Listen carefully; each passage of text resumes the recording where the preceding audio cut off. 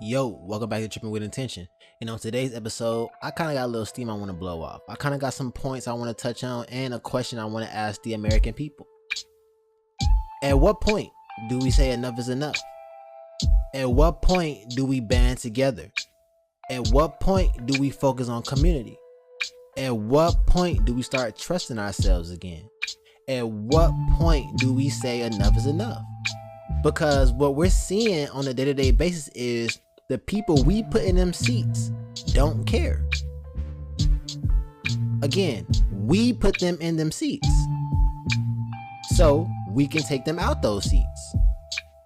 Or we could just ignore them and build community. That's what I'm big on. When people ask like, okay, what's your solution to the government not rocking with us? Community. We in it together. But first, we really have to distinguish who the opposition or the oppressor is. And we have to look at the root. And it's not white people. Contrary to popular belief, it's not white people.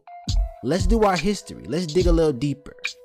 Let's look into the Khazarians. Let's look into the Knights Templar. Let's look into these groups of people that infiltrated every community and impose their own will, their own way of living. We can start there. These are the same people. Your Masons, Knights Templars, all of these guys, the Cabal, all of these guys are the same people with different names.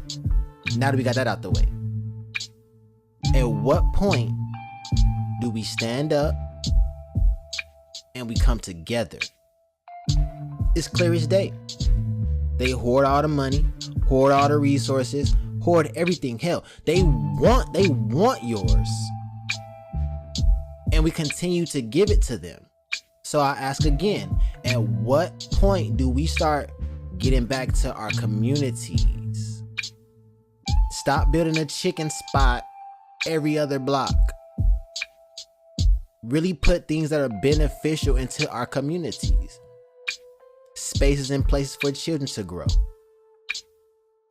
comfortably, safely. All this money to leave it. All the money people make to leave the situation.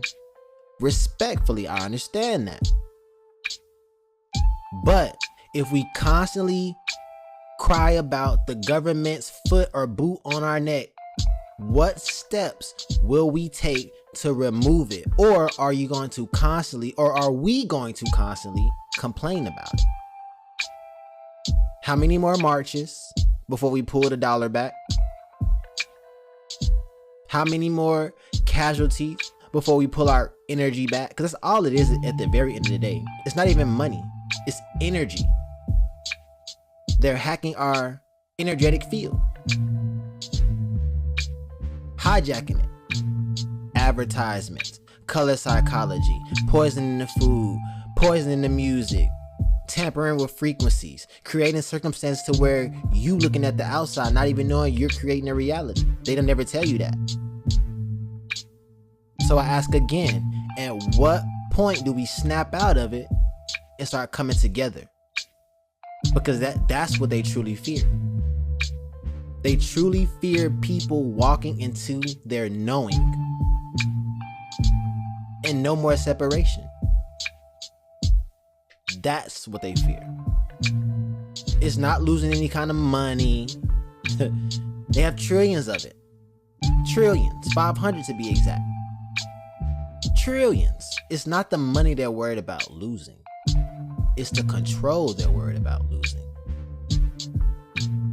And they know with losing control, they're cooked.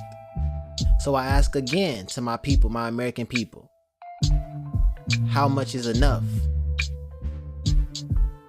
How much? Living is unaffordable. Food is unaffordable. Damn near everything's unaffordable. But what you know now can be fixed by us coming together, by us understanding we all been scammed. We've all been played.